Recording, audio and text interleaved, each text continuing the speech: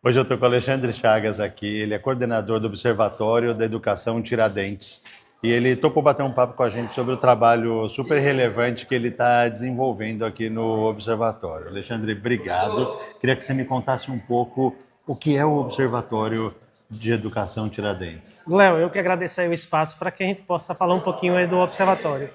A ideia do observatório ele surge aqui no Grupo Tiradentes como uma forma de a gente tentar ver os principais problemas, principalmente na educação básica, por mais que a gente esteja dentro da universidade, mas o nosso olhar.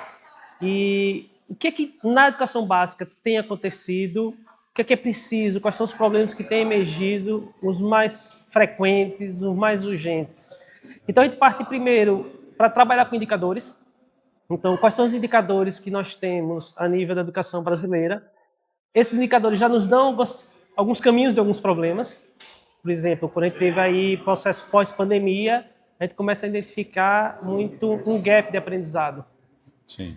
E aí, no observatório, a gente tem buscado muito tentar parcerias. Por exemplo, a gente fez uma parceria com a Fundação Lehman, Que legal. há mais ou menos um ano atrás, no qual eles estavam com um projeto no Rio de Janeiro, e o projeto lá tinha gerado dados, mas ainda não eram dados suficientes para que eles pudessem construir o relatório deles. Então, eles não deram a missão em um mês, pôr em prática o projeto que eles estavam executando, que era justamente a identificação desses gaps de aprendizagem da pandemia. E aí, Essencial. isso, nós mobilizamos a nossa rede de conhecidos de professores do Estado, que era da educação básica. Sim. Fizemos uma formação, fizemos um trabalho intenso, ou seja, em um mês a gente fez um trabalho que lá no Rio de Janeiro eles fizeram em 4, 5 meses. Que acelerado que foi isso. Muito acelerado. Então, assim, na verdade, o observatório é isso. A gente está aberto para a sociedade, apesar de ser da universidade, e a gente está com uma iniciativa que estamos dando o start nesse ano, que é o Centro de Formação de Professores. Oh, que legal. Então, vamos começar aí com a formação do uso da IA. Então, o foco é professor de educação básica, não só pública, mas privada também. Então, assim, o observatório tem várias frentes. Então, a gente tem no observatório pesquisadores, professores doutores, que estão ligados ao mestrado e doutorado de educação da universidade. Nós temos pessoas ligadas à área de negócios. Então, nós temos visões distintas para que a gente chegue a objetivos comuns, que é como a gente pode contribuir com um olhar diferente para esses problemas da educação. É fundamental, porque se a gente não entende, e até o que a gente está falando aqui no Hackathon For Education, se a gente não entende o problema, Sim. a gente não conseguir resolver devidamente esse problema, né? E se eu for uma empresa no setor educacional, por exemplo, e quiser consumir esses dados, eu posso?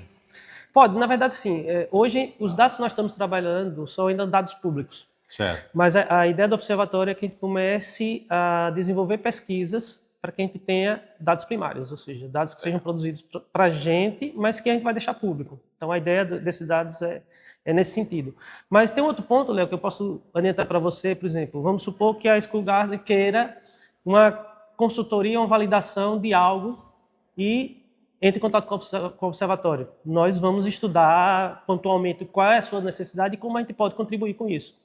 Então, a ideia do observatório é realmente contribuir não só a gente fazendo, mas dando suporte e apoio, por exemplo, as startups que tem aqui incubada no Innovation, elas podem, a qualquer momento, consumir isso. Consumir, porque em grande parte são startups ligadas à educação. Então, a ideia é que ela precisa de uma consultoria, ela precisa de um olhar. Então, ela aciona o observatório e nós vamos ver qual é a necessidade dela, como é que a gente pode contribuir. Se dentro do observatório nós não tivermos o especialista, a gente vai acionar a nossa rede para dizer, olha, nós temos uma pessoa que pode lhe ajudar nesse sentido. Legal demais. Isso pode mudar o jogo, né? E vocês têm alguma preferência ou limitação geográfica ou qualquer empresa de qualquer Não, lugar? veja, inicialmente a gente pensou em trabalhar a nível Nordeste.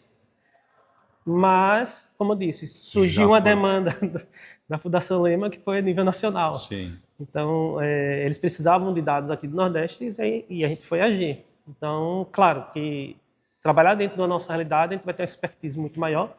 Mas, como eu disse, nós temos pesquisadores da área da educação que pesquisam não só o Nordeste.